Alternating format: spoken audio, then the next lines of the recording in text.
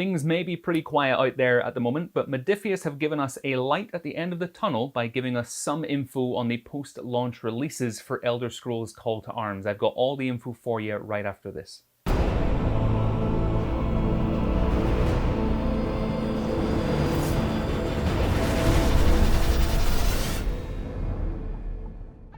Hey everyone, Sam here from the Tabletop Hub, your one-stop shop for all things tabletop. And while Modiphius HQ may be closed up a little due to the global pandemic at the moment, that doesn't mean that they haven't taken an opportunity to tease us about what lays in wait for the post-launch of Elder Scrolls Call to Arms. But before we do get into that, I want to address some things that came up from my unboxing / first impressions video of the game, where I raised some concerns that I had. You see, Modiphius have actually responded to the video on the game's Facebook page, and I want to take just some time to let you know what they said about it. Now, if you've seen my previous video, you'll know that I had concerns about the amount of assembly that was required with the minis, as well as a little bit of disappointment at the lack of scenic bases for those who chose the high-impact polystyrene minis. So here's what Modiphius had to say.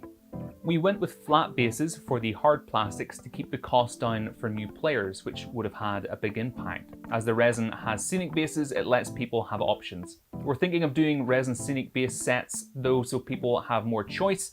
The screenshots were a decision to make it quicker for people to recognize the characters, but also because using painted shots would have meant we wouldn't be releasing this until next Christmas with the delays as well. It's always a trade-off with decisions like this to keep things accessible, easy to produce, cheap as possible for the customer while still making money to fund new shiny. Like I said in the video, the issues I had were incredibly minor in the grand scheme of things with the game, but it's great to see that Modiphius are already thinking of ways to bring these scenic bases to players at some point down the line, and equally hear some realistic and grounded answers behind some of the decisions which were made. When they're explained like that, it does make sense, and you can see how they've come to that decision. Now, Gavin Daddy, I'm so sorry, Gavin, just realized I don't know how to pronounce your last name. The game's community dev explained even further in the group, which makes even more sense in the way he's worded it. He said, we like to get a card pack out early in the chapter, so you have the cards for the figures as they're released, or so you can use proxy figures until ours are out. When we lay out the card decks, we won't have all the painted figures, as card layout happens well before figure release, and well before even the card pack release. We might be laying out the cards 9 months before a late chapter figure set is due for release, so we may not even have masters at that stage, let alone painted figures.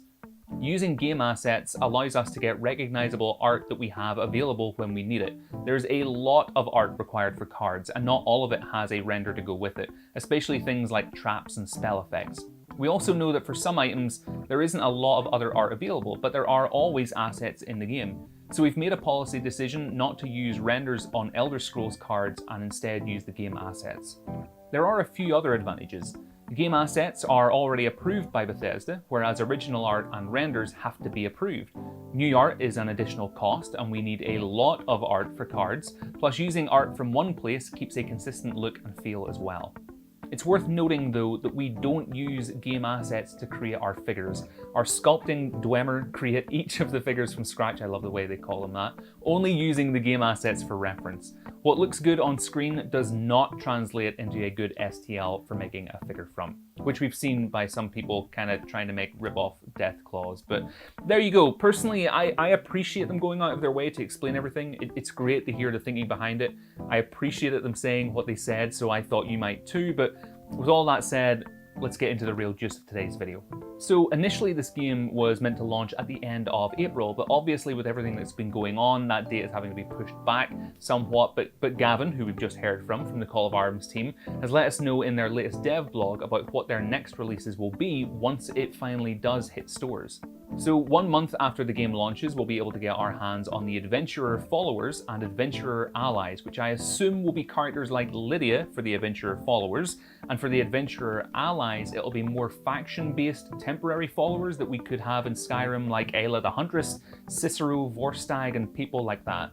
I should say though, that is me completely speculating. It hasn't been confirmed, but that's what I would take a solid guess at. They'll also be releasing some Bleak Falls Barrows Scatter Terrain, as well as a Wave 1 card pack, which will support all the future Wave 1 releases, similar to what Modiphius do for Fallout Wasteland Warfare, which is a really great system actually.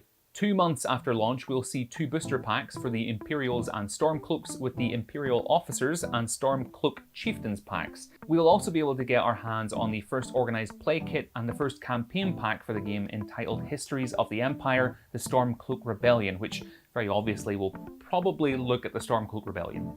3 months after launch, we'll get some more faction expansions in the form of Imperial Legion reinforcements, Stormcloak Skirmishers and Draugr Guardians, as well as a rule set in order to use the Draugr as a playable faction in the skirmish aspect of the game.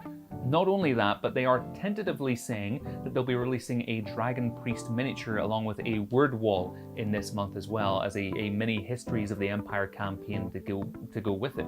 And this could be actually really cool. I'm excited to see what they'll have sculpted for the Dragon Priest miniature. Maybe a dragon somewhere down the line, maybe? Finally, 4 months after launch, we'll see 2 more faction expansions for the Skeletons and Draugr, with the Draugr Ancients and Skeleton Horde packs releasing.